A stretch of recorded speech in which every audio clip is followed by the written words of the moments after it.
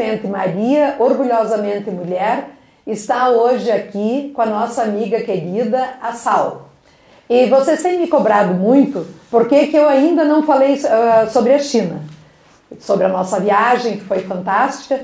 E hoje, então, eu convidei a Sal e nós viemos falar. Ela vai falar mais do que eu, logicamente, porque ela é chinesa e viveu sempre lá, está no Brasil há pouco tempo, mas fala muito bem português, nós vamos entender tudo. Só antes de nós falarmos sobre a China, eu queria primeiro que nós nos localizássemos no mapa mundi. Então nós vamos explicar e ver, não é tanto explicar, mas ver aonde exatamente ela se encontra e a proporção de tamanho entre ela e alguns países que se consideram grandes. Aqui fica a China, né? Aqui em cima a Rússia, aqui a Mongólia, aqui a Índia, aqui o Japão. E veja como a China ela é grande, depois da Rússia, ela é o maior país aqui mesmo, e o mais populoso. No tamanho, a China é o terceiro maior do mundo. O primeiro a Rússia, o segundo o Canadá e terceiro China. Eu tenho também algumas curiosidades que eu gostaria de passar sobre a China. A China é o maior país do Oriente e ele é o mais populoso do mundo. Então, no censo de 2017, feito pelo Departamento de Censo dos Estados Unidos e pelo Banco Mundial, diz que a China tem 1 bilhão, isso mesmo, 386 milhões de habitantes. Comparado com a Índia tem 1 bilhão 339 milhões, então um pouco menos. E os Estados Unidos, só para a gente ter uma proporção, tem 325 milhões. Já a Wikipédia diz que em 2019 a China já cresceu bastante. Ela já está com 1 bilhão 394 milhões e 550 mil habitantes. Também na mesma proporção dos dados de 2017, a Índia tem então, 2 anos depois, 1 bilhão 343 milhões e 500 mil. Então também manteve a diferença com a China. E os Estados Unidos, de 325, passou para 328. A cidade mais populosa, então, da China e do mundo é Xangai, né? Que hoje ela tem 26 milhões e 320 mil habitantes. E a gente ainda acha São Paulo grande. Aí a Xangai, ela vai ser considerada a cabeça econômica da China e hoje ela se mostra pela tradição e pela inovação. E só mais uns dados aqui. A China, por isso, né, que a Xangai hoje atrai todos os jovens para lá, porque além da tradição que ela não deixou de lado, ela tem essa parte de tecnologia e inovação. E falando em tecnologia, a China tem 220 milhões de internautas, ou seja, de usuários da internet, e tem 432 milhões de celulares em uso. O que mais? Olha, esse aqui é bem interessante. Eu acho que eu pulei um aqui. Esse aqui, hoje, 31% dos chineses com mais de 16 anos denominam-se religiosos. É 4 vezes mais do que há uma década. Então veja, 4 vezes mais do que tinha há 10 anos atrás. E esses dados aqui também são bem interessantes. 45% das chinesas afirmam priorizar a carreira profissional e não a trocariam por um casamento. A cada 10 famílias, pelo menos 3, os avós ainda vivem junto. Então são algumas curiosidades só que eu queria colocar para nós começarmos a despertar a curiosidade para tudo que vem aí. Então eu vou apresentar a Sal primeiro, né? A Sal é nossa amiga já há tempo, ela já fez o programa comigo e ela veio para o Brasil porque ela casou com um brasileiro. E quanto tempo isso, Sal? Tudo bem? Tudo ótimo. Eu cheguei aqui no Brasil, acho que foi em julho de 2015. Já fez 4 anos. 4 anos. Rápido, né? É recente ainda.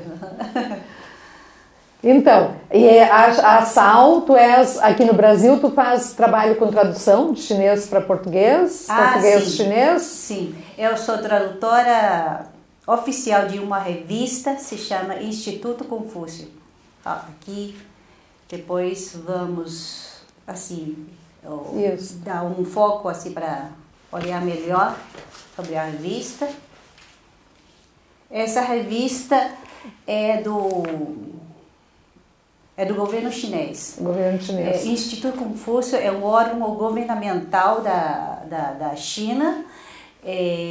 O objetivo é fazer divulgação da cultura chinesa, língua chinesa. Então, é uma revista bimestral e vamos falar da cultura de todos os aspectos. Cultura chinesa, a parte mais antiga, a parte mais moderna. Então, acho muito interessante, se alguém quiser se interessar pela revista, até pode mandar um e-mail para a revista para pedir, mandar regularmente, periodicamente, receber a revista. Isso, nós já vamos colocar aqui embaixo já o endereço. Quem quiser pode escrever para lá, então, e pedir o seu exemplar gratuitamente. É isso. Sal, e aí? Nós começamos a falar, depois de conhecermos a Sal, ela aguçou a nossa curiosidade sobre a China e depois nos propôs a elaborarmos um roteiro para fazer uma viagem para nós irmos conhecer a China lá. Isso mesmo. Organizei essa viagem para minhas amigas para conhecer um pouco sobre a China, né? Porque a Valtair me convidou para falar a China, porque só que a China é tão grande e é um tema tão assim amplo, é difícil de falar de todo. Sim. E também não sou de conhecer todos os aspectos da Sim, é como nós aqui no Brasil país, também, né? Nós somos do Sul, conhecemos pouco do Norte e Nordeste. A gente conhece mais essa parte aqui da metade para baixo, né? Mas a mesma coisa tu também, a China é muito maior, né? Então, apesar de ter nascido lá, vivido lá, mas claro que não vai conhecer o país inteiro com todos os seus detalhes. Não, né? É impossível, é muito grande. Então, organizei essa viagem para mostrar algumas cidades mais assim, representantes da China. Então, hoje vamos começar a falar sobre, assim, seguindo esse roteiro, eu acho que é mais fácil, claro. Né? Nós vamos seguir aqui o roteiro que nós fizemos, né? Então, a Sal elaborou um roteiro aqui e nós fomos seguindo esse roteiro. E claro que todo mundo que foi, né? Nós éramos em 10 pessoas inicialmente, né? Fomos em 9. E cada uma deu uma opinião, falou o que gostaria de conhecer, o que teria mais curiosidade. E até as pessoas me perguntam muito assim, o que você diria sobre a China hoje? Que eu já fui e já voltei. Né? E eu tenho usado sempre a mesma palavra. A China é surpreendente. Acho que essa é a palavra que descreve bem a emoção que nós tivemos.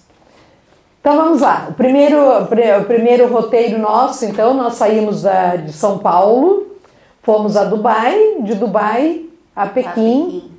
Que é também Beijing, né, Sal? Vamos começar por aí. Exatamente. Quando falar o nome da capital do meu país, sempre tenho dúvida de se eu falar Beijing ou Pequim. Beijing é o nome certo, na verdade. Beijing é o que é internacionalmente conhecido. Tá? Pequim acho que é um termo que só se usa aqui no Brasil. Acho que é. Porque, só que agora, aqui no Brasil, eu só posso falar Pequim, porque às vezes se eu falar Beijing, a pessoa fica assim... nós não nos damos conta que é o mesmo nome, né? Porque por questão de pronúncia. Sim. As pessoas não pronunciavam como a Sal pronuncia, evidente. Então, para nós ficou mais parecido com Pequim. E acho que foi daí o hábito. Mas desde que começou a ter o Fórum Mundial, Fórum Social Mundial, em Beijing, nós já ficamos conhecendo Beijing. Desde lá para cá já estamos familiarizados. Beijing é mais assim, falando é mais tem sentido, porque Beijing em caractere, assim, é uma palavra que tem sentido, significa capital do norte. Exatamente. Bei é o norte, Jing é a capital. Então, se falar Pequim já não tem muito sentido, apenas um som. Sim. Mas Beijing tem sentido. Claro. E ao mesmo tempo a gente tem Nanjing, que é a capital do sul, que fica na parte sul da China, que já foi capital durante várias dinastias. Então, acho que é melhor chamar de Beijing do que Pequim, né? Isso. Até para nós nos familiarizarmos também. Sim. Então, vamos seguir o roteiro para falar um pouquinho sobre a nossa viagem. Acho que aqui vamos colocar uma foto da chegada do grupo no aeroporto, tá? Daí, para marcar a nossa chegada, né? Depois, esse foi o primeiro dia. Sal, deixa eu só fazer um parênteses aqui. Já que ela está falando de emoção e da chegada do grupo, acho que foi uma das primeiras emoções que eu tive na China, que quando nós saímos do aeroporto, né, naquela bendita porta que todo mundo sai, tinha assim um mar de gente, né? Muita gente esperando quem estava chegando nos aviões, né? E eu vi um chinês com um cartaz escrito com meu nome no meio daquela gentarada, dentre todos os caracteres chineses, o meu nome escrito inteiro, e ele segurando a plaquinha lá. É o nosso guia. Nosso guia, isso. Então ele foi engraçado, né, que eu bati o olho assim e já vi o meu nome. Que emoção. Nossa, imagina, naquele mar de gente, no outro lado do mundo, um chinês com cartaz com meu nome. Foi muito emocionante. Muito legal, né? Era o nosso guia. Então, vamos começar o nosso roteiro. Isso. O primeiro dia, a gente visitou uns lugares mais, assim, representantes simbólicos de Pequim. Templo do Céu, Cidade Proibida, a Praça da Paz Celestial, que tem muito sentido. Sim. Até para os ocidental, né? Os ocidentais. O Mercado das Pérolas, né? Sim, com as compras que são indispensáveis para as mulheres, né? Tá, vamos falar um pouquinho sobre Cidade Proibida? Sim, o Palácio Imperial. Por que Cidade Proibida? Na verdade, é um palácio imperial, né? É um dos palácios mais magníficos da Terra. Ele foi palácio imperial durante 5 décadas. 5 séculos. 5 séculos. São 2 dinastias. A partir dos anos 1400 pouco até 1900 pouco. Da dinastia Ming e a dinastia Qing inteira. Tá. Daí, por que se chama Cidade Proibida? Muita gente me pergunta, mas por que Cidade Proibida? A gente não pode entrar? Não, é porque na época, aquela cidade era só o imperador, a família dele, os oficiais ou empregados especiais que podiam entrar. O povo não podia entrar, por isso que se chama Cidade Proibida. Tá. Daí E ela está super conservada, linda, maravilhosa, com todo o seu estilo, com toda a sua elegância. Então vamos voltar a falar um pouquinho mais da Cidade Proibida. Ela é a maior coleção de antigas estruturas de madeira preservadas hoje no mundo, a maior. Tá? E de madeira. Sim. E dizem que tem 9.999 divisões. Só para dizer o tamanho do palácio, né? É muito grande. Cômodos, né? Uhum. Então vamos agora falar um pouquinho da praça também, Praça da Paz Celestial. Isso. Por onde a gente entrou na Cidade Proibida, que deu entrada. Então, antes de chegar da Cidade Proibida, é a praça. Essa praça dizem que é o maior do mundo. O tamanho dele equivale a 62 campos de futebol. Então, nessa praça tem Museu da História, tem a sede da Assembleia Popular, tem o mausoléu do ex-presidente Mao Tse-tung. Mao Tse-tung, nossa. Então, é uma praça que marca muito para os chineses. E lógico, teve algum acontecimento que acho que marcou para o mundo também, né? Sim. A Praça Celestial é aquela imagem que nós temos do estudante chinês que se põe em frente aos tanques militares e que ficou gravado daquela época no imaginário brasileiro, né? Acho que do mundo todo. Internacional, acho. E hoje, então, nós fomos visitar essa praça. Fomos. E até passa uma emoção de lembrar daqueles anos, né? Da nossa juventude, lá do tempo dos protestos e tudo, né? Então foi bem... colocar umas fotos bem simbólico essa visita. Então, visitamos também no mesmo dia o Templo do Céu. Templo do Céu. Então, por que é Templo do Céu? É onde os imperadores iam para fazer homenagem.